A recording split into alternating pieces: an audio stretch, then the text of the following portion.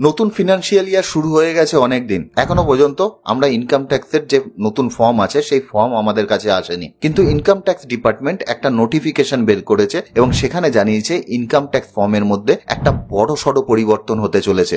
বিশেষ করে যারা স্যালারিড পার্সন আছেন অথবা পেনশনার আছেন তাদের জন্য একটা বড় সড় পরিবর্তন হতে যাচ্ছে এবং সেটা আমাদের কাছে একটা বড় সুখবর বলা যায়। এখানে যদি আমরা ইকোনমিক টাইমস এর একটা আর্টিকেল দেখি তাহলে কিন্তু দেখতে পাচ্ছি গট LTCG অর্থাৎ long term capital gain up to 1,25,000 how ITR filing will be easier for you for financial year 24-25। অর্থাৎ এই 24-25 ফিনান্সিয়াল ইয়ারের যা ইনকাম ট্যাক্স ফাইল আমরা করতে যাচ্ছি সেক্ষেত্রে 1,25,000 টাকা পর্যন্ত আপনার যদি কোনো কারণে ক্যাপিটাল গেন থাকে, অবশ্যই লং টার্ম ক্যাপিটাল গেন থাকে, তাহলে আপনার জন্য ইনকাম ট্যাক্স রিটার্ন জমা করা সহজ হতে চলেছে। কিভাবে সহজ হতে চলেছে আলোচনা করব এক্ষুনি। এতদিন পর্যন্ত আমরা যদি ইনকাম ট্যাক্সের ফর্মের দিকে নজর রাখি তাহলে দেখতে পাবো আমাদের যদি স্যালারি থেকে কোনো রোজগার থাকে অথবা পেনশন থেকে কোনো রোজগার থাকে, তার সাথে সাথে আমাদের যদি ইনকাম ফ্রম আদার সোর্স, যেরকম আমাদের যদি ফিক্সড ডিপোজিট থেকে কোনো ইন্টারেস্ট থাকে, সেভিংস ব্যাংকের কোনো ইন্টারেস্ট থাকে, এই ধরনের আদার সোর্স থেকে যদি কোনো রোজগার থাকে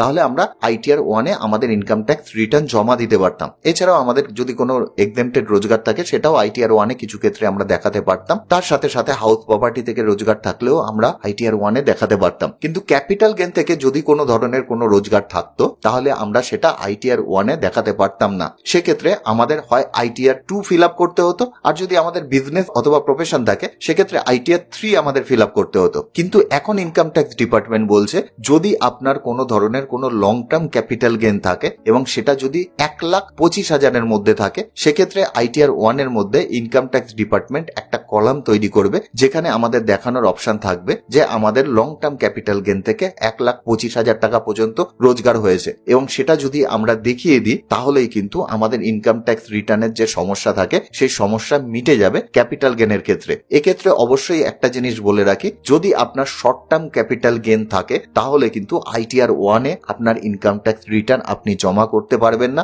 আর যদি লং টার্ম ক্যাপিটাল গেন থেকে আপনার 1,25,000-এর বেশি রোজগার থাকে সেক্ষেত্রেও আপনি ITR 1-এ আপনার ইনকাম ট্যাক্স রিটার্ন জমা করতে পারবেন না। অর্থাৎ ততটুকু পর্যন্ত টাকাই আপনি ITR 1-এ দেখাতে পারবেন যতটুকু ক্যাপিটাল গেন হলে আপনার ক্যাপিটাল গেন থেকে যে রোজগার হয় সেই রোজগারের ওপর ট্যাক্স নীল হয়। আশা করি ভিডিওটি থেকে আপনাদের অল্প কিছু হলেও ভ্যালু প্রোভাইড করতে পারলাম। সুজয় বৈদ্য, সাইনিং অফ।